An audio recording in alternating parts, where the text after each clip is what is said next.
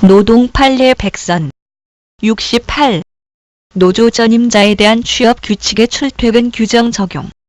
대법원 1995년 4월 11일 선고 94-58087 판결. 해고 무효 확인 등. 하갑내 단국대 법과대학 교수의 글입니다. 하갑내 교수님은 노동부에서 오랫동안 공직 생활을 하시고 대학에 가신 분이십니다. 1. 사실관계.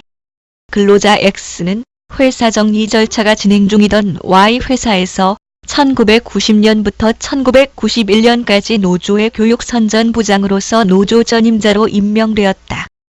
회사 Y는 노조 전임자 출퇴근을 노조 사무실에 비치된 출퇴근부에 날인을 하는 방법으로 관리하였고, 매월 말 노조 사무국장이 출퇴근부나 노조 전임자 출장을 회사 노무과에 보고 혹은 통지를 해왔다. 그러던 중 노사관계가 악화되어 노조는 노조위원장의 구속과 사망에 항의하는 단체 행동을 했고, 회사는 원고 X 등에 대해 업무 방해, 폭행 등으로 고소하였다. 원고 X는 수사기관의 조사를 피해 도피하여 한 달간 조합 사무실에 출근하지 않았고, 회사 Y는 단체 협약과 취업 규칙의 해고 사유인 월 7일 이상 무단 결근에 해당된다며 해고 예고를 하였다. 그리고 얼마의 여유를 두어 노조 간부 교체를 이유로 이후 노조 전임자 해제 인사명령을 하고 나서 그 후 보름 뒤에 해고하였다. 2. 판결 내용. 노조 전임자라도 사용자와의 기본적 근로관계는 유지되며 취업 규칙 등의 적용이 전면적으로 배제되는 것이 아니므로 단체 협약의 노조 전임자에 대해 특별한 규정을 두거나 특별한 관행이 없는 한 출퇴근에 대한 취업 규칙 등의 적용을 받게 되고, 노조의 업무가 사용자의 노무관리 업무와 무관한 것이 아니고 안정된 노사관계의 형성이라는 면에서 볼 때는 밀접하게 관련되어 있으므로 노조 전임자의 출퇴근은 통상적인 조합 업무가 수행되는 노조 사무실에서 조합 업무에 착수할 수 있는 상태에 임하는 것이다. 그러므로 노조 전임자가 취업 규칙 등의 정해진 절차를 취하지 않고 위와 같은 상태에 임하지 않는 것은 무단 결근에 해당한다. 따라서 단체 협약의 해고 사유인 월 7일 이상 무단 결근을 하였을 때에 해당한다. 라고 판결하였다. 3. 해설. 1. 노조 전임자의 출퇴근 의무에 관한 판례 법리의 완성. 1993년 대법원 판결에서는 노조 전임자에 대한 출퇴근 의무를 인정하였고, 1994년에는 노조 전임자의 업무상 재해를 인정하는 판결이 있었는데, 이 판결은 앞서의 판결에 더하여 노조 사무실에 출근하지 않은 무단 결근은 회사의 징계 사유가 된다고 밝혀 노조 전임자의 출퇴근 의무를 인정하는 법리를 완성하였고, 이후 판례 법리로 정착되어 이후 1997년에 노조 전임자가 개인 범죄로 도피한 사건의 판결, 2000년에 운수회사 노조 전임자의 단체 협약상 승무 의무 불이행에 대한 임금공제 판결에서도 이 판결의 논지가 그대로 인용되었다. 물론 이에 대해 2005년 서울고등법원에서는 노조 전임자가 휴직 근로자와 유사한 지위이므로 근로제공 의무와 임금지급 의무가 면제되어 복무규율권은 사용자가 아닌 노동조합에 있고, 사용자의 출퇴근 규율권을 인정하면 노조의 자율성을 침해하고 노조 전임 제도의 취지가 훼손된다는 판결을 했지만, 결국 대법원은 고등법원 판결을 배척하면서 앞서 소개한 이 대상 판결의 논지가 대법원에 확립된 견해라고 밝혔다. 이 대상 판결의 논지에 대한 비판적 검토. 1. 노조 전임자의 법적 지위.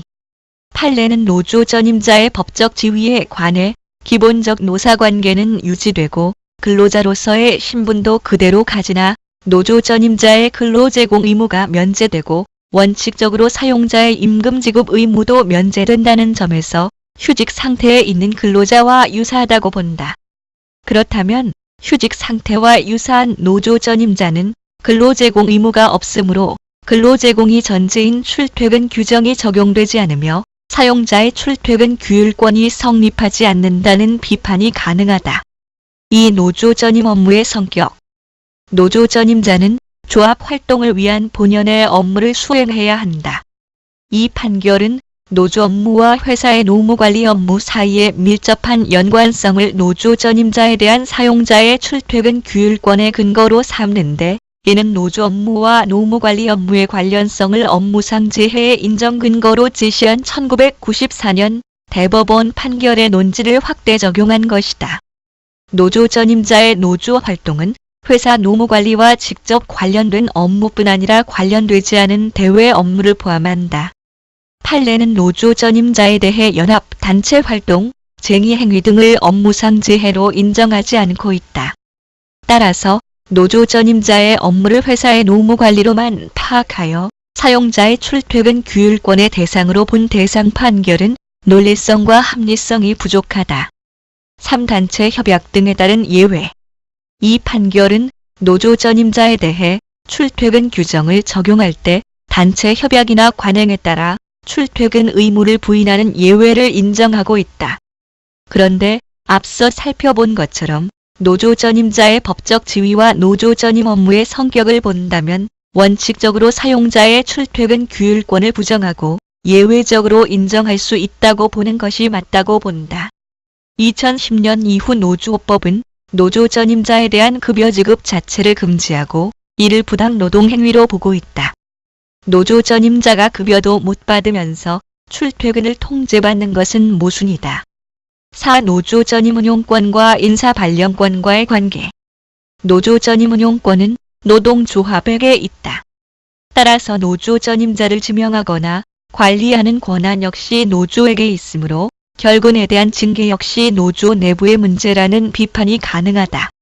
다만 노조 전임 운용권의 행사가 법령이나 단체 협약에 위배되거나 권리남용에 해당하면 내재적 제한을 위반한 것으로서 무효이다.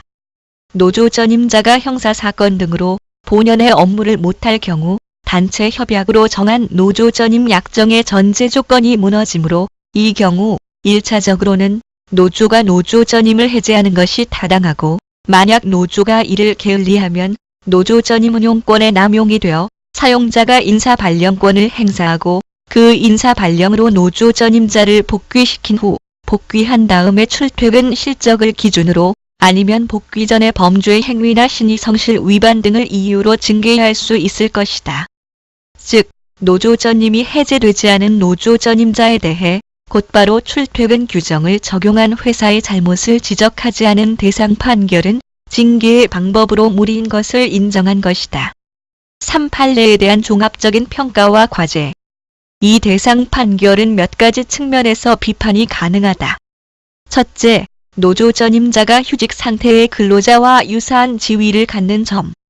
둘째, 노조 업무와 회사 인사관리 업무의 관련성을 사용자의 출퇴근 규율권의 근거로 사용하는 데 있어서 한계가 있는 점. 셋째, 조합 활동권을 제약하는 단체 협약의 효력에 대한 고려와 분석이 충분하지 못한 점. 넷째, 노동조합의 노조 전임 운용권과 사용자의 인사 발령권의 관계를 고려하지 못한 점 등에서 비판이 가능하다. 이 판결이 나올 때는 노조 전임자에 대한 급여 지급이 일반화되어 있는 현상이어서 부당 노동 행위로 해석되지 않았다. 따라서 노조 전임자의 임무 부과와 급여를 연계하여 단체 협약에 설정할 수 있었는데, 그렇다 해도 그러한 급여는 임금이 아니므로 급여를 지급받는다 해서 노조 전임자에 대한 출퇴근 규율권을 인정하는 것은 무리이다. 또 한 가지, 이 판결 당시에는 노사관계의 불안정으로 노조 전임자들이 불법적인 조합 활동에 따른 형사사건 때문에 도피하는 사건이 적지 않았다. 이 판결은 이러한 노조 전임자들까지 노동법의 보호를 받아야 하는가에 대한 하나의 답이 될 수 있었다. 즉, 그때 당시의 상황에서 정책적인 판결을 했다고 이해할 수도 있다는 것인데, 그렇다 하더라도 사용자의 인사 발령권과의 관계를 충분히 고려하지 않고 곧바로 출퇴근 규율권의 문제로 접근하는 것은 노조 활동 법리를 훼손할 수 있다. 노조 전임자에 대해 출퇴근에 관한 취업 규칙 등의 규정이 적용될 것인지의 문제에 대해 노조 전임자 급여 지급 금지와 노사관계 질서의 변경 등 여러 환경 변화를 고려하면서 비판적인 견해를 충분히 검토한 후 법리를 발전시키는 것이 후속 판례의 과제이다. 라고 정리를 하셨습니다. 도움이 되셨길 바랍니다. 들어주셔서 고맙습니다.